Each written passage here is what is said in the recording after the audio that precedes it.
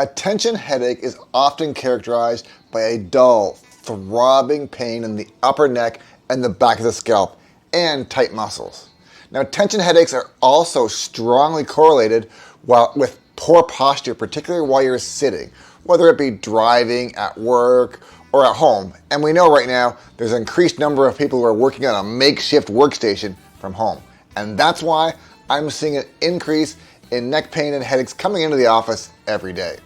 So in today's video, I am going to share with you 5 tips that I think you should try to improve while you're sitting at the desk.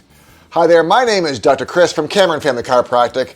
I've spent the last 20 years helping more than 8,500 people in the Lucan community kiss goodbye to back and neck pain. Let's get into it. Now, the first one is all about your monitor. The top of the monitor should be in line with the top of your eyes, and the monitor should be at arm's length out in front of you. Now, what this means to you is you should be able to easily scan the entire monitor without having to tip your head up or tip your head down. Tip number 2, if you're unable to get a standing desk, then let's talk about chair setup. Now, the back angle of your chair should be slightly less than 90 degrees. This takes a lot of tension off the lower part of your back. Now, when it comes time to thinking about the height of your chair, there's 3 things I want you to think about. Firstly, your forearms should rest on the desk and the elbows be near 90 degrees. Second, the feet should be flat on the ground. Third, if your feet can't touch the ground, then make sure you get a stool or a box or even yellow pages. Now, if you don't know what the yellow pages are, ask your dad.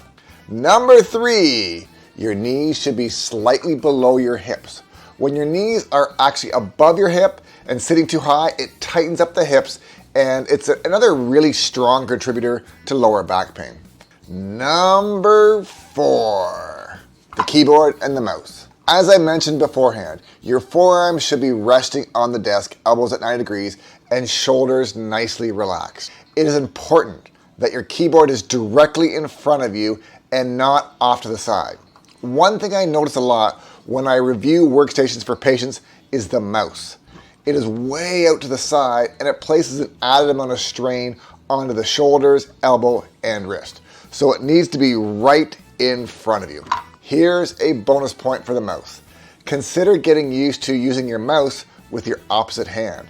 This not only is great for posture and your shoulders, but it's really good for the brain. Another mouse hack is to get used to using some of the keyboard shortcuts. This will cut down your overall use of the mouse and ultimately save your shoulders and the wear and tear on them as well. And finally, now on to tip number 5, my final tip. This may well be the most important of all the tips. Even if you have nailed your desk position, you've got everything sorted with your fancy standing desk and ergonomic chair, the monitor, the keyboard are all in front of you, the most important thing that you should be doing is moving, and moving often when you're sitting for a long period of time. Sitting at the desk is unnatural and unhealthy. At least once every hour, you should be getting up from your desk and moving for about 5 minutes. At the very least, get up and get a drink or do some kind of stretches like in the video I sent you last week. So if you're experiencing headaches, shoulder tension, and even if you're not, please check into these 5 desk setup suggestions. Now, if this video has been helpful, then please consider sharing it with a friend or a loved one or a coworker.